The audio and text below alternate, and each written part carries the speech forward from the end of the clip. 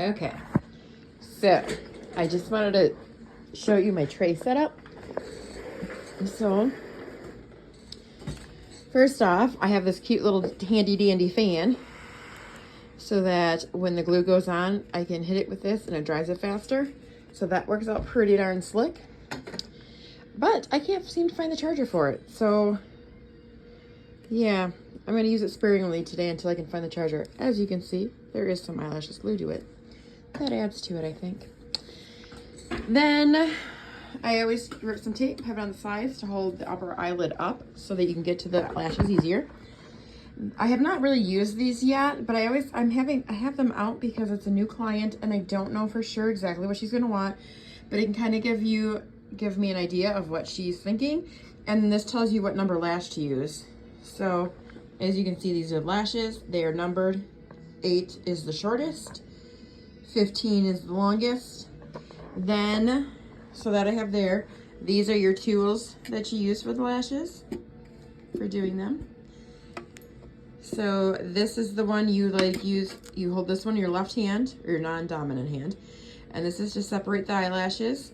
And then this one you use for grabbing the eyelashes, dipping them in the glue that'll be in this little doodad, and gluing them on. I have that backwards, but yeah. So that's that stuff. This is the glue. I have 2 different kinds of glue. This one, actually it ships in from Vietnam, so it's a little bit stronger of a glue. I do really like it. It works really well. It has like a 1-second set kind of thing. Like this a lot. People tend to be a little bit more sensitive to it though, so I do have my backup glue out. This one is still supposed to be long holding. It still holds pretty well, just not quite as strong as that one. So if this one doesn't work for people, then I use this backup one. Then these are fans in here. So they look like this. There are 3 lashes in one. They're sometimes a little harder to get to stay on people, but if you get them to stay, they work. If I can grab one, pretty slick. Of course, I'm not gonna be able to grab just one. All right, I grabbed 2. So it's hard to see on the thing. See how they have 3 lashes and they go back to 1 base. So then this base is what you're dipping in the glue and adhering to the lash. And then they have 3 lashes on 1. So it's nice because then you can add volume and all that fun stuff. These ones are individual lashes. So when you're here, you just grab one. I tend to grab more than one and then it's a pain in the butt. But you grab one. If you can't really see it, I have one on there. You dip it and apply it. Let's see it. One little dude. And then these ones that I have not really used much, but I thought maybe I'd try them a little bit today, are 10s. So they're 1 little lash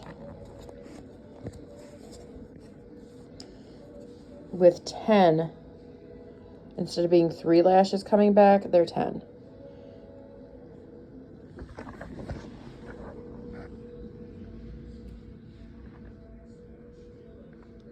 There you go.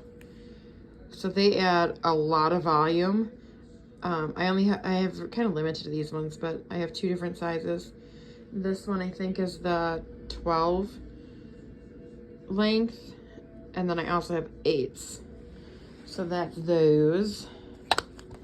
And then I have my eye pads that go underneath their eye to kind of hold down their bottom lashes so you don't glue them together, which you still kind of have to be careful because they do sometimes still glue together.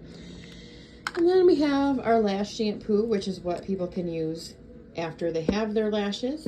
And I have lash primer. So wash their lashes first, do a little primer, and make sure that all of the stuff is off their lashes so they can adhere better. And then the last thing I kind of have on my tray is adhesive remover so that if I end up gluing their eyes shut, I can unglue them. So that's just pretty important because I have yet to have one that I have not glued together at all. So yeah, so that kind of gives you an idea of the funness that can happen with this great tray of eyelashes.